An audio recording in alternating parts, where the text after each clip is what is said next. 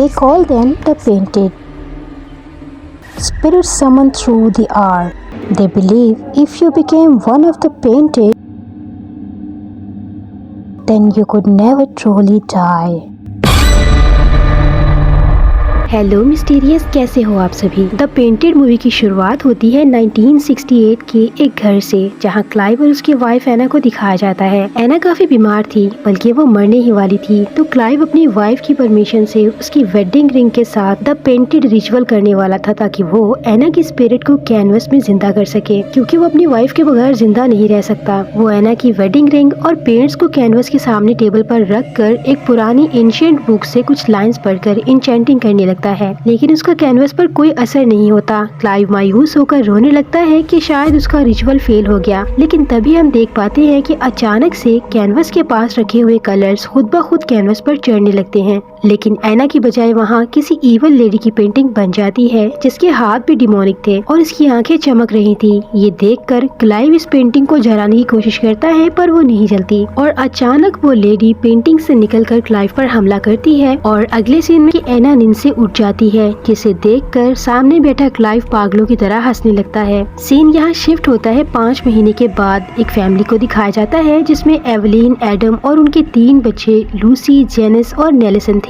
Janice को Lucy से काफी चिढ़ रहती है, इस वजह से वो अपनी बहन को पसंद नहीं करती। उनके डैड एडम एक कारपेंटर हैं और इस वक्त उनकी फाइनेंशियल कंडीशन काफी खराब थी, जिसकी वजह से उनके बिल्स वगैरह भी ड्यू थे और इसी वजह से उनके मैरिटल रिलेशंस भी ठीक नहीं थे। यानी उसकी वाइफ एवलीन एडम को अपने पास आने नहीं देती, जिसकी वजह से एडम फर्नीचर मैगजीन में न्यूड फोटोज को छुपा कर रखता था और बाद में उन्हें देखता था। और जब एवलीन उसके पास आती है तो वो जल्दी से फोटोज को वापस मैगजीन में छुपा देता है और वो एवलीन के पूछने पर बहाना बनाता है कि न्यू आइडियाज के लिए उसे मैगजीन के डिजाइन देखना जरूरी है। खैर, उनके घर पर इनहेरिटेंस कोर्ट की तरफ से एक आदमी आकर बताता है कि उनकी सिस्टर एना की डेथ हो गई है और एवलीन अब उसकी सारी प्रॉपर्टी की एग्जीक्यूटर बन गई है। और ये सुनकर एवलीन शॉक हो जाती है और उसे एना की मौत का दुख भी था। और एना वही लड़की थी जिसे हमने मूवी की शुरुआत में बीमार देखा था। एना ने एक काफी अमीर फ्रैंको फैमिली में शादी की थी, लेकिन अपनी फैमिली से कांटेक्ट खत्म कर दिया था। लेकिन जिस हालत में एना मरी हुई मिली थी वो काफी अजीब था, और ऐसा क्यों था ये तो आपको वीडियो के एंड में समझ आएगा। खैर, एवलीन बताती है कि उन्हें एना की प्रॉपर्टी और $10,000 का बैंक बैलेंस मिलेगा, लेकिन उसके लिए उन्हें खुद उस घर में जाकर रहना होगा जो एना का था। और एवलीन वहाँ नहीं जाना चाहती थी, पर एडम तो फौरन मान जाता है, क्योंकि उनका बिजनेस इस वक्त डूब रहा था और इस वक्त ये लोग काफी ज्यादा कर्जे में थे, जिसकी वजह से एडम एवलीन को भी मना लेता है। और ये सब लोग अगली ही सुबह उस घर के लिए निकल जाते हैं और वहाँ जाकर उस घर को एक्सप्लोर करने लगते हैं, जहाँ उन्हें हर जगह काफी सारी पेंटिंग्स दीवारों पर लगी हुई नजर आती हैं और ये पेंटिंग्स काफी ज्यादा रियलिस्टिक थी। और नेल्सन को वही पेंटिंग नजर आती है जो उस ईवल लेडी की थी, लेकिन इस वक्त वो नेकेड थी। लेकिन एक अजीब बात ये थी कि इस पेंटिंग का पेंट अभी भी गीला था, जैसे इसे अभी अभी बनाया गया हो। और ये एक न्यूड पेंटिंग थी, तो एवलीन उसको ऊपर एटिक में रखवा देती है ताकि उसे बच्चे न देखें। खैर, रात में जेनिस अपने कमरे की एक पेंटिंग से थोड़ा डर रही थी, जिसके हाथों में एक कैंची और कंघा था, जो शायद से किसी हेयर ड्रेसर की पेंटिंग लग रही थी। तो जेनिस उससे काफी डर कर उस पेंटिंग का वहाँ से उतारने की कोशिश करती है, पर वह पेंटिंग अपनी जगह से हिलती ही नहीं, जो कि काफी अजीब था। खैर, जेनिस उसे छोड़कर सो जाती है, लेकिन सोते वक्त वो पेंटिंग वाला आदमी पेंटिंग से निकलकर बुरी तरह से जेनिस के बाल काटने लगता है। इधर एडम एवलीन के साथ फिजिकल होने की कोशिश कर रहा था, पर वो उसे मना करती है, जिसकी वजह से एडम वापस से उन न्यूड पिक्चर्स को मैगजीन में देखने चला जाता है। लेकिन तभी वो एक औरत को खड़े हुए देखता है, जो दरवाजा खोलते ही गायब हो जाती है और वो उसे अपना वहम समझकर इग्नोर करता है। और सुबह होते ही जेनिस अपने कटे हुए बाल देखकर बौखला जाती है और उसे ऐसा लगता है कि ये उसकी छोटी बहन लूसी ने किया होगा। तो वो जाकर लूसी पर चिल्लाने लगती है। लूसी भी अभी कुछ समझ नहीं पाती और वो अपनी मॉम को बताती है कि ये उसने नहीं किया, पर फिर भी उसे सॉरी बोलना पड़ता है, क्योंकि कोई भी उसकी बात पर यकीन कर ही नहीं रहा था। खैर, सब लोग बाहर चले जाते हैं और घर में सिर्फ लूसी और एवलीन ही बचे थे। तो एवलीन को मिरर के रिफ्लेक्शन में पेंटिंग वाली औरत मूव करते हुए नजर आती है, जिसे वो अपना वहम समझकर नजरअंदाज करती है कि पेंटिंग कैसे मूव कर सकती है। लेकिन तभी उसे घर में एक छोटी बच्ची हंसते हुए और भागती हुई नजर आती है, जो बेसमेंट में चली जाती है। एवलीन समझती है कि शायद से वो लूसी होगी। एवलीन उसे लूसी समझकर आवाजें देती है, पर लूसी तो बाहर खेल रही थी, जिसे देखकर एवलिन शॉक हो जाती है और वो उसी बच्ची के पीछे पीछे बेसमेंट में चली जाती है। लेकिन वो बच्ची एक केबिन में छुप जाती है। तो जब एवलिन दरवाजा खोलकर देखती है तो वहाँ कुछ भी नहीं था, पर उसे वहाँ एडम की मैगजीन मिल जाती है, जिसे खोलने पर वो न्यूड फोटोज को देखकर काफी गुस्सा हो जाती है और शाम में एडम पर चिल्लाने लगती है और उन दोनों में काफी लड़ाई हो जाती है। और लूसी उन दोनों की लड़ाई देख रही थी और वहाँ नेल्सन आकर लूसी को अपने साथ ले जाता है। एडम अपने मैरिटल रिलेशन से खुश नहीं था। खैर रात में फिर से जेनिस सोने के लिए जाती है तो वो फिर से पेंटिंग से डरने लगती है और उसे कपड़े से ढक दे और वो सो जाती है। लेकिन रात में फिर से वो पेंटिंग वाली स्पिरिट कपड़े के नीचे से अपने हाथ निकाल कर फिर से जेनिस के बालों को बुरी तरह काटने लगती है और जेनिस की आंख खुल जाती है और अपने कटे हुए बाल देखकर वो लूसी को ढूंढने लगती है, क्योंकि उसे ऐसा लगता था कि अगर उसी ने उसके बाल काटे हैं तो वो अभी यहीं कहीं होगी। लेकिन लूसी उसे कहीं भी नहीं मिलती और अचानक से जेनिस को पेंटिंग के अंदर से कपड़े के नीचे किसी का चेहरा निकलता हुआ नजर आता है, जिसे देखकर जेनिस डरकर अलमारी में छुप जाती है। पर वो स्पिरिट अलमारी के अंदर भी आकर बुरी तरह से जेनिस के बाल काटने लगती है और हम समझ पाते हैं कि ये किसी साइको हेयर ड्रेसर की स्पिरिट है जो इस पेंटिंग में कैद है। खैर जेनिस की चीखें सुनकर घर के सब लोग उसके पास आ जाते हैं तो जेनिस सारी बात उन्हें बताती है, लेकिन इस पर कोई भी यकीन नहीं करता कि पेंटिंग से भला कोई कैसे बाहर आ सकता है। लेकिन एडम नेल्सन से कहकर वो पेंटिंग वहाँ से हटवा देता है और जेनिस को सोने के लिए कहता है। सब लोग सोने चले जाते हैं और एवलिन भी एडम को इस घर में हो रही अजीब सी हरकतों के बारे में बताने लगती है, क्योंकि उसने भी घर में किसी छोटी बच्ची को भागते हुए देखा था। पर एडम उसकी बातों को इग्नोर करके उसे सोने का कहता है। ऑब्वियस सी बात है, जब एवलिन को उसकी डिजायर्स का ख्याल नहीं तो वो उसकी बातों की परवाह क्यों करता। लेकिन अब की बार एडम को भी किसी की विस्परिंग सुनाई देती है तो वो एटिक में देखने के लिए जाता है, जहाँ एक नेकेड लड़की खड़ी हुई थी, जिसके बाद अगली सुबह ही उसकी आँख खुलती है। मतलब वो सारी रात एटिक में ही पड़ा रहा था। सुबह उठते ही उसकी नजर सामने उसी पेंटिंग पर जाती है जिसकी आंखें चमक रही थी, लेकिन लाइट पड़ते ही उस औरत की आंखें बिल्कुल नॉर्मल हो जाती हैं और ये उसी इवल लेडी की पेंटिंग थी जिसे हमने मूवी की शुरुआत में देखा था, जिससे डर कर एडम उस पेंटिंग को ढक कर उसे बांध देता है और वो नीचे आ जाता है। एवलिन समझती है कि वो शायद फिर से रात में वही न्यूड फोटोज देखने के लिए एटिक में छुपा होगा। खैर एवलिन उसी कमरे में जाती है जहाँ पहली बार उसे उस इवल लेडी की पेंटिंग मिली थी।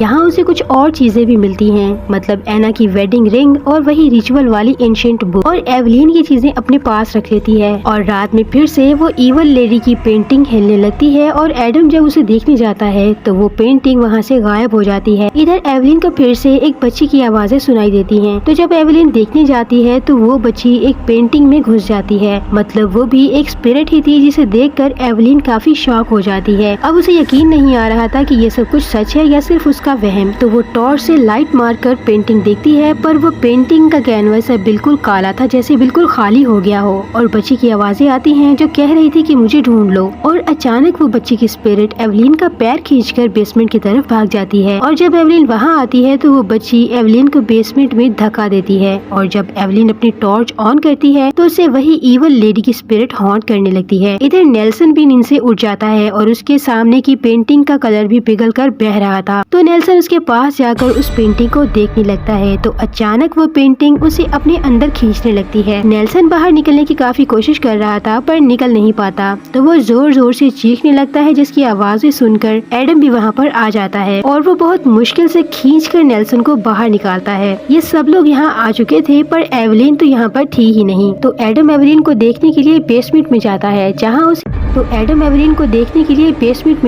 जहाँ उसे एवलिन मिल जाती है और ये सब लोग उसी वक्त इस घर को छोड़कर जाने का फैसला करते हैं। तो वो लोग अपने पुराने घर जाने लगते हैं और अब जेनिस और लूसी की भी दोस्ती हो चुकी थी, जिसके बाद वो दोनों एक दूसरे की सपोर्टर्स बन जाती हैं और वो काफी खुश भी थी। इससे सब लोग काफी खुश थे कि कम से कम वो सब लोग ठीक हैं। खैर अगली सुबह एडम और एवलिन एना के बारे में बातें कर रहे थे। एवलिन कहती है कि हमें बताया गया था कि एना का खून हुआ था, पर उसे ऐसा लगता है कि इस रात शायद से उन लोगों ने कोई रिचुअल किया होगा, क्योंकि उसी एना की वेडिंग रिंग और वो रिचुअल बुक उस कमरे से मिली थी जिस कमरे में एना की लाश मिली थी। तो एवलिन उस बुक को खोलकर देखती है जिसमें उस बुक के शॉप का एड्रेस था जहाँ से क्लाइव ने वो बुक खरीदी होगी। तो एवलिन वहाँ के लिए निकल जाती है। इधर घर पर जेनिस और लूसी खेल रही थी, तो वो इवल लेडी बच्ची की आवाज में जेनिस को बुलाने लगती है और अचानक से वो लूसी पर हमला कर देती है, जिससे किसी तरह से जेनिस बचा लेती है और वो देखती है कि वो इवल लेडी की पेंटिंग उनके पीछे ये खुद ब खुद उस घर में भी आ चुकी थी। इधर एवलिन भी उस बुक शॉप की ओनर के पास पहुंच जाती है जिसका नाम लियोनोरा था, पर हम उसे नोरा बुलाएंगे। एवलिन इस बुक के बारे में जानने के लिए आई थी तो नोरा उससे बातें करते हुए उसे अपने बेसमेंट में ले जाती है जहाँ पहले से ढेर सारी लिविंग पेंटिंग्स पड़ी हुई थी जिसे द पेंटेड कहा जाता है और ये भी उसी रिचुअल से बनाई गई थी।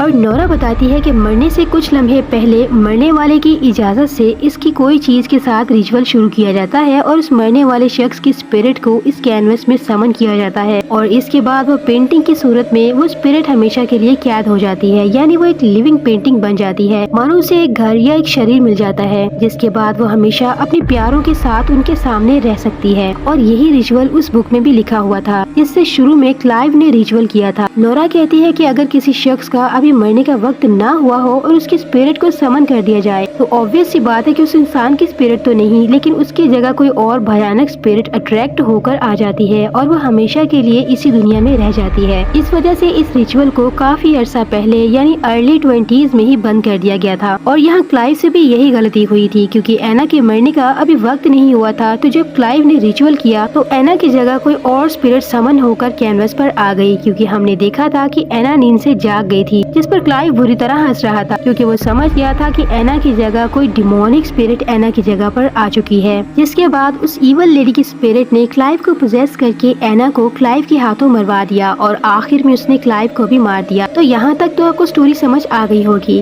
और अब खुलने वाले हैं असली राज कि वो स्पिरिट आखिर है कौन। और इससे पहले आपसे रिक्वेस्ट है कि अगर आप चैनल पर नए हैं तो इसे सब्सक्राइब कर दें और वीडियो को एक लाइक भी कर दें। Now back to the story. यहाँ एडम भी अपनी रिसर्च कर रहा था और उसे फ्रैंको फैमिली की एक लाइब्रेरी से उसे एक न्यूज आर्टिकल मिलता है जिसमें उसे ईवल लेडी की फोटो भी छपी हुई थी जो कि असल में फ्रैंको फैमिली की ही मेंबर थी। और थोड़ी और रिसर्च के बाद उसे पता चलता है कि उस औरत का नाम स्कैंड्रा था और स्कैंड्रा के मरने के बाद फ्रैंको फैमिली से बहुत से लोग अजीब तरह से गायब हो गए और कुछ लोग मारे गए। और एना की शादी भी फ्रैंको फैमिली में ही हुई थी, यानी क्लाइव फ्रैंको फैमिली का ही मेंबर था और वो घर 1907 में मुकम्मल तौर पर जल गया था जिसमें क्लाइव के ग्रेट ग्रैंडफादर और उनकी वाइफ भी जलकर मारे गए थे। यानी पूरी फ्रैंको फैमिली का धीरे धीरे करके एंड हो गया था। सिर्फ एक क्लाइव ही बचा हुआ था जिसने एना से शादी करने के 3 साल के बाद उसी जले हुए घर को गिराकर उस जगह नया घर बनाया और उसमें रहने लगे, जिसके बाद वो दोनों भी मारे गए। घर के जलने के बाद क्लाइव ने नया घर तो बना लिया लेकिन उस कर्ज को तोड़ नहीं पाया, जिसके बाद वो दोनों भी मारे गए। और अब उस कर्ज को खत्म करने के लिए और नोरा के कहने के मुताबिक उन्हें रिचुअल करके उसी पेंटिंग से स्कैंड्रा की स्पिरिट को अलग करके मुक्ति दिलवानी होगी, तभी वो स्पिरिट उनकी जान छोड़ेगी। पर ट्विस्ट तो अभी बाकी है। एडम और एवलिन अपने बच्चों को उसी घर में छोड़कर एना वाले घर की तरफ निकल जाते हैं। घर जाकर एडम घर की सारी पेंटिंग्स एक जगह इकट्ठी करने लगता है और एवलिन को एक सीक्रेट कमरे का विजन आता है जिसमें एक नेकलेस भी है। एवलिन उस कमरे को ढूंढकर उसके अंदर जाती है जो कि एक सेलर था और उसके अंदर भी ढेर सारे लिविंग पेंटिंग्स पड़ी हुई थी। एवलिन को एक बॉक्स मिलता है जो कि बंद था, तो एवलिन उसकी चाबी ढूंढने की कोशिश करती है और अचानक कोई इनविजिबल एंटिटी उस बॉक्स की चाबी एवलिन की तरफ फेंकती है। तो एवलिन वो बॉक्स खोलकर देखती है जिसमें उसे काफी सारे लेटर्स और स्कैंड्रा का नेकलेस मिलता है, जिसे छूते ही उसे एक और विजन आता है। इधर एडम बेसमेंट से पेंटिंग्स देखता है जिसमें सब लोग गायब हो चुके थे, या फिर शायद से वो सब स्पिरिट्स एवलिन और एडम का प्लान समझ चुकी थी और बाहर की सब पेंटिंग्स की स्पिरिट्स भी बेसमेंट की पेंटिंग में आ गई थी और वो सब स्पिरिट्स एवलिन पर हमला करने लगती हैं और एक बूढ़े आदमी की स्पिरिट एडम पर हमला करती है, पर किसी तरह वो उससे बच जाता है और एवलिन की आवाज सुनकर वो उसकी हेल्प करने के लिए जाता है और उसे बचाकर वहाँ से बाहर ले आता है और ये दोनों मिलकर सब पेंटिंग्स में आग लगा देते हैं। इस मोमेंट पर एडम कुछ कहना चाहता था पर वो लोग वहाँ से चले जाते हैं। इधर दूसरी तरफ नेल्सन के कमरे में रंगों से खुद ब खुद उसी ईवल लेडी स्कैंड्रा की पेंटिंग बन जाती और वो अचानक से नेल्सन को पोजेस कर लेती है और पोजेस्ड नेल्सन अपनी छोटी बहन लूसी को खुद ब खुद अपने हाथों से मारने के लिए ले जाता है और जेनिस ये सब कुछ देख लेती है और वो लूसी को बचाने के लिए उसके पीछे भागती है। इधर एडम और एवलिन भी घर पहुंच चुके थे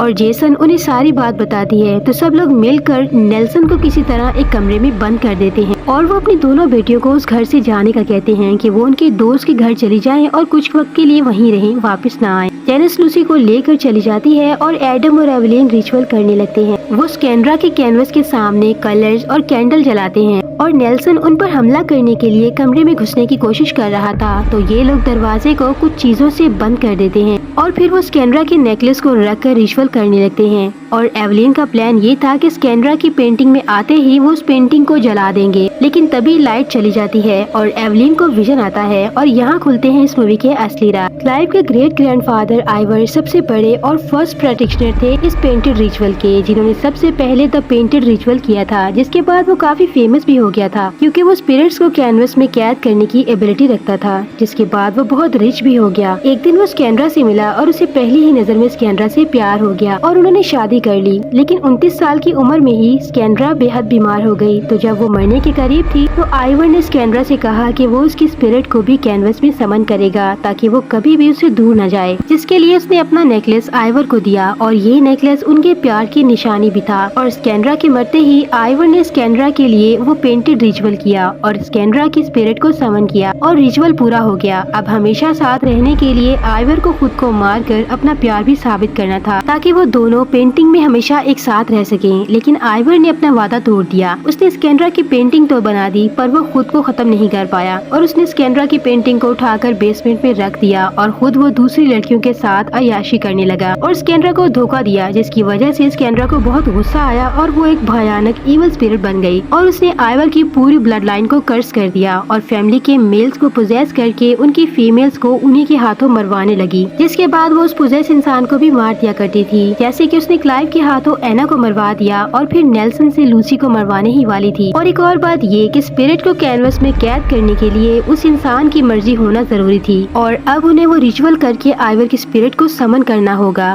पर वो समन होना ही नहीं चाहता। इस वजह से एवलिन के समन करने पर भी वो पेंटिंग में नहीं आता। एडम के दिल में गिल्ट था और एडम बताता है कि उस रात जब वो एटिक में सोया था, दरअसल उस रात उसे वहाँ पर स्कैंड्रा की स्पिरिट नजर आई थी। वो उसकी पावर की वजह से हिप्नोटाइज हो गया था, जिसके साथ वो फिजिकल भी हो गया था। और एडम एवलिन से इस बात की माफी मांग कर वो अचानक खुद को चाकू मारकर मर जाता है और अपना लाइटर वो रिचुअल में ही रख दिया था। और मरने से पहले वो अपनी वाइफ से कहता है कि वो उसे पेंटिंग में समन करे, क्योंकि अब उनके पास एक आखिरी रास्ता यही था। अब एवलिन को अपने बच्चों को बचाना था, जिसकी वजह से वो एडम को समन करती है और एडम की स्पिरिट स्कैंड्रा के साथ कैनवस पर आ जाती है। इधर नेल्सन कमरे में आकर अपनी माँ को मारने लगता है, पर तब तक वहाँ पर जेसन भी लूसी के साथ वापस आ चुकी थी, क्योंकि वो लोग रास्ते से ही वापस लौट आए थे। और जेनिस देखती है कि एवलिन एडम का रिचुअल वाला लाइटर उठाने की कोशिश कर रही थी और जेनिस समझ जाती है और वो लाइटर उठाकर स्कैंड्रा की पेंटिंग जला देती है, जिससे नेल्सन भी नॉर्मल हो जाता है और पेंटिंग से स्कैंड्रा गायब हो जाती है, यानी वो वहाँ से जा चुकी थी। जिसके बाद सब कुछ ठीक हो जाता है, पर एडम की मौत से सब लोग काफी दुखी थे। तो एडम की पेंटिंग को नोरा के बेसमेंट में रख दिया जाता है और मिड क्रेडिट सीन में हम उसी हेयर ड्रेसर वाली पेंटिंग को देखते हैं जिसकी सीजर्स हिल रही थी, यानी इस पेंटिंग को ये लोग जलाना भूल गए थे क्योंकि एडम ने उसे दूसरी जगह पर रखवा दिया था। और ये मूवी यहीं पर एंड हो जाती है। तो फ्रेंड्स, ये थी द पेंटेड मूवी की कहानी। उम्मीद है कि आपको इसकी स्टोरी अच्छे से समझ आ गई होगी और अगर कोई सवाल हो तो कमेंट्स में पूछ सकते हैं। वीडियो अगर पसंद आई है तो इसे लाइक कर दें और चैनल पर नए हैं तो इसे सब्सक्राइब कर दें। मिलती हूँ एक और न्यू हॉरर वीडियो में, तब तक के लिए स्टे